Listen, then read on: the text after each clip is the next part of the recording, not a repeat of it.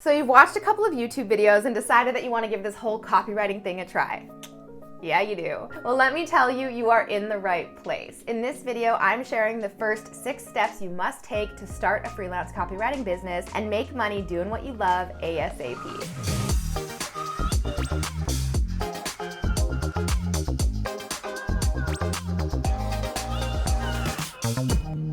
Welcome to the raddest, baddest crew of copywriters on the internet. This is the place to be if you are looking to turn your passion for writing into a business. Yes, it is possible, I promise you that. But before you get too gung-ho and raring to go, there are 6 very important steps that you need to take first before you find a client who will want to give you their money. Now, you might remember that I made another video pretty similar to this one way back when I first started my channel in 2019. But as you guys know, I am all about learning and evolving to stay on top of the latest trends, techniques, and tactics that are working today. As I like to say, I keep it real so you can stay relevant, and this video is my latest and greatest spin on that 2019 classic. Now, while all the advice in that video still applies today, I wanted to freshen it up with some new tips that I think you'll find insanely helpful, especially step number 6. So make sure you watch to the end for 2 stories that will completely change the way you think about the right way to get clients. Hey guys, it's Alex. As always, I'm here to help you create the life of your dreams by building a successful freelance copywriting business. So if you're into that, give me a thumbs up below, and if you're new around here, welcome. I put out a new copywriting and marketing tutorial every single week. So if you're looking to ignite your freelance copywriting business this year, go ahead and hit subscribe below, and don't forget to ring that bell to be notified when my next video goes live.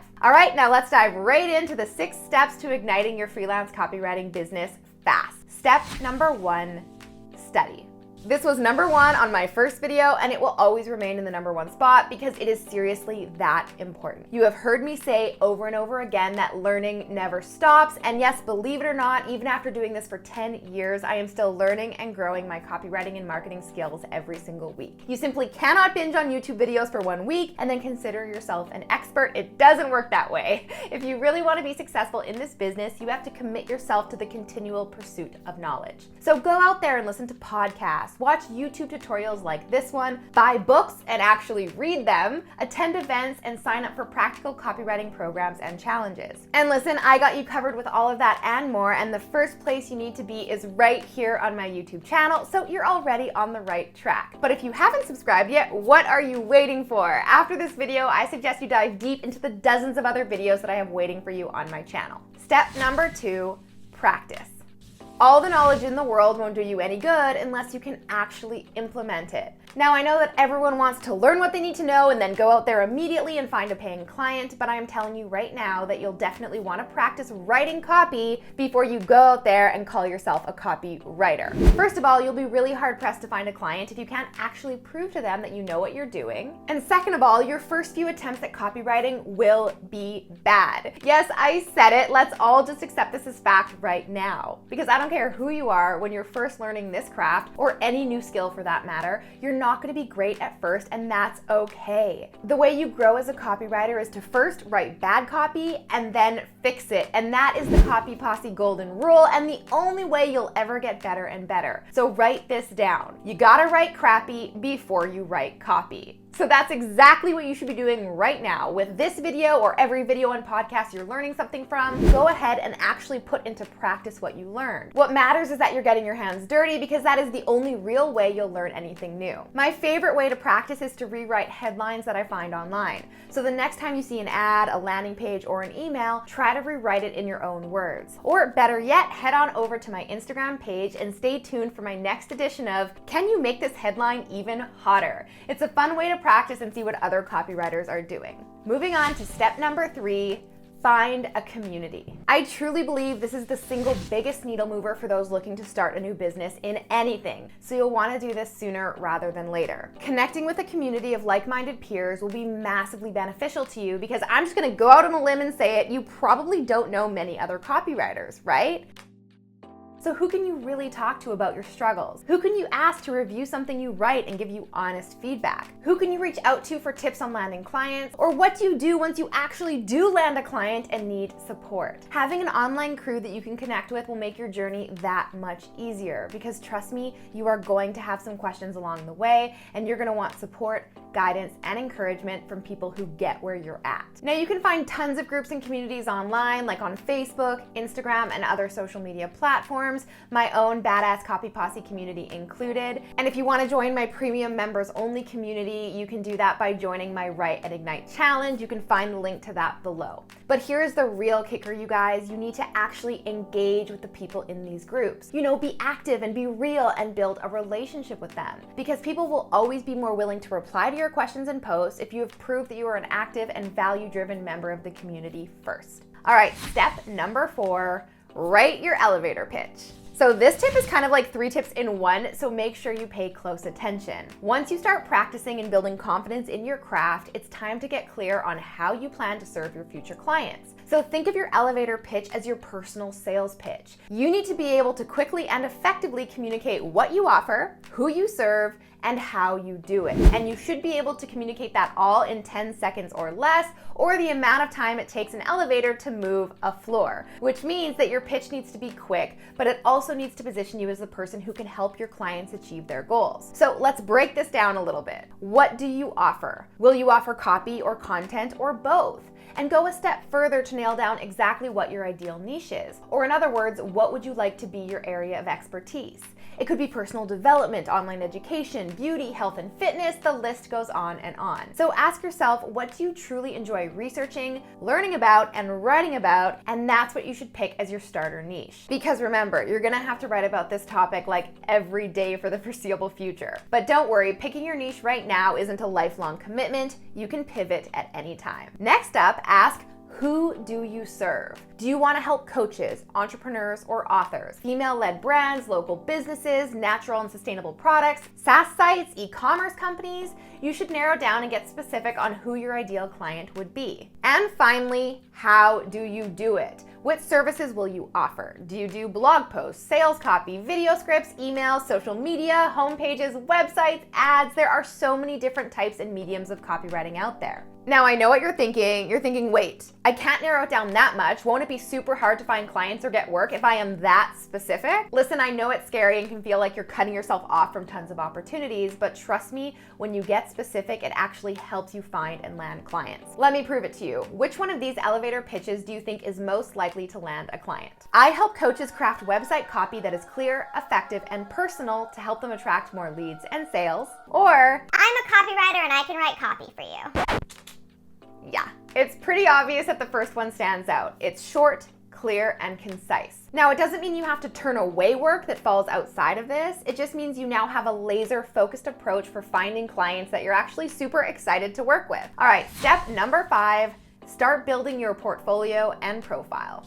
So you know all that practice you've been doing? Yeah, now it's time to organize it all into one neat and tidy place so that when you do have a client that's interested in possibly working with you, you can showcase your skills in a way that's professional. The key here is that if you haven't actually been contracted to write any of that work yet, make sure you are very clear that what you're showing are just samples. And then of course you can add in any other relevant writing samples you have that showcase your skills and abilities. Now, I have a video on how to build your portfolio with 0 experience, and I'll link to that at the end of this video for you to watch next. But a question that I get literally all the time is this: Alex, which software should I use to build my portfolio?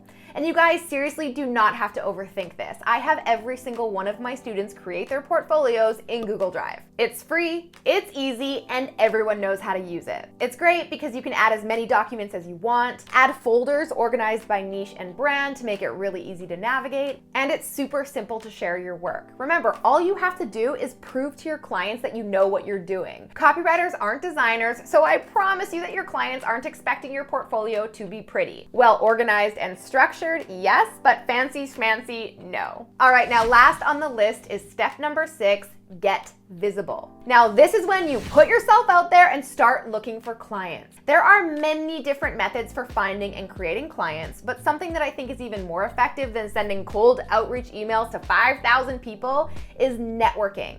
So my advice is get out there on LinkedIn, Instagram, Facebook, attend live and local events, and start having value-driven conversations. Make it super clear who you are and what you do. Enter your elevator pitch from step number 4. The key here is to make yourself as visible as possible. Because sure, you can spend hours actively looking for clients, but you could easily attract clients to you by showing up and connecting with the right people. I am a big believer in something my friend and freelancing expert Jay Close says, and that is to ask your network to advocate for you. So yes, that means letting your friends and family and former classmates, coaches, bosses, and colleagues know what you're doing now and how you can help people. Now, I know a lot of people shy away from doing this because it's a public declaration of you trying something new, and what if you fail?